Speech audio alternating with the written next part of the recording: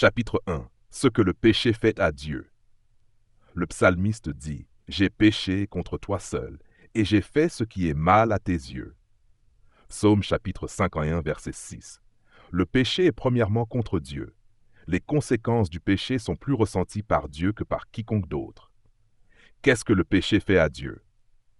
Le péché est un couteau dans l'être, la nature, la personne, la gloire, les arrêts, les plans, la volonté, les desseins, le caractère, la sainteté, la pureté, la fidélité, la bonté, l'amabilité, la miséricorde, l'amour, la patience, la paix, la justice, le Fils Saint-Esprit, les créatures, la création de Dieu. Péché, c'est affliger le cœur de Dieu. La Bible dit, « L'Éternel vit que la méchanceté des hommes était grande sur la terre, et que toutes les pensées de leur cœur se portaient chaque jour uniquement vers le mal. L'Éternel se repentit d'avoir fait l'homme sur la terre, et il fut affligé en son cœur. » Genèse chapitre 6, vers 5 à 6. Péché, c'est recrucifier le Seigneur Jésus.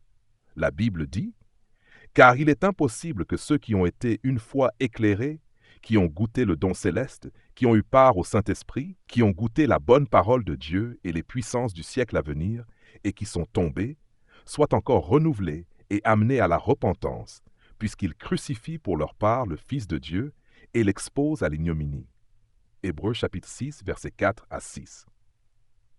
Péché, c'est inviter les incroyants à blasphémer le nom du Seigneur.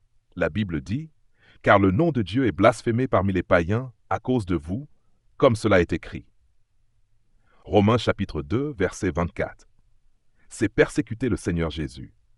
La Bible dit, « Comme il était en chemin et qu'il approchait de Damas, tout à coup une lumière venant du ciel resplendit autour de lui. Il tomba par terre et il entendit une voix qui lui disait, « Saul, Saul, pourquoi me persécutes-tu » Il répondit, « Qui es-tu, Seigneur » Et le Seigneur dit, « Je suis Jésus que tu persécutes. » Actes des Apôtres, chapitre 9, versets 3 à 5. Chaque fois que tu persécutes un croyant quelconque, tu as persécuté le Seigneur Jésus. Le péché de persécution vise premièrement le Seigneur Jésus et seulement secondairement les croyants. Péché, c'est résister au Saint-Esprit. La Bible dit « Homme au cou raide, incirconcis de cœur et d'oreille, vous vous opposez toujours au Saint-Esprit. Ce que vos pères ont été, vous l'êtes aussi. Lequel des prophètes vos pères n'ont-ils pas persécuté? Ils ont tué ceux qui annonçaient d'avance la venue du juste que vous avez livré maintenant et dont vous avez été les meurtriers. » Actes des Apôtres, chapitre 7, versets 51 à 52. Péché, c'est attrister le Saint-Esprit de Dieu.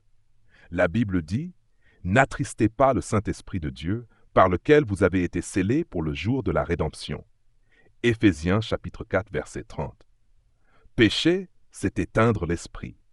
La Bible dit, « N'éteignez pas l'Esprit. » Thessaloniciens, chapitre 5, verset 19.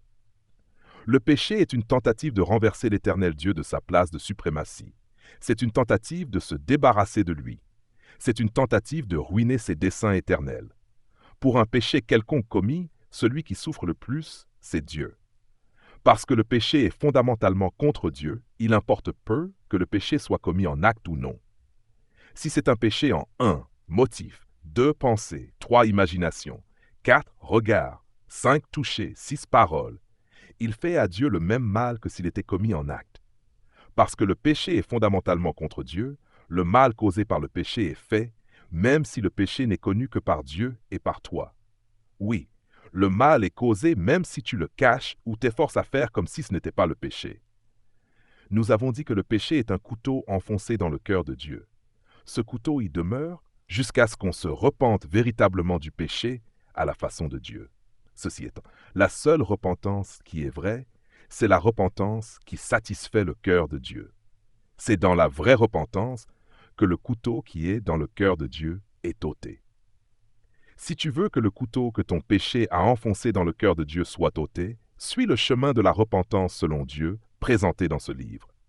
Si d'autre part, tu veux laisser permanemment le couteau dans le cœur de ton Créateur, ton Sauveur et ton Roi, suis le chemin de la fausse repentance ou de la repentance falsifiée, ou ne fais rien du tout à ce sujet.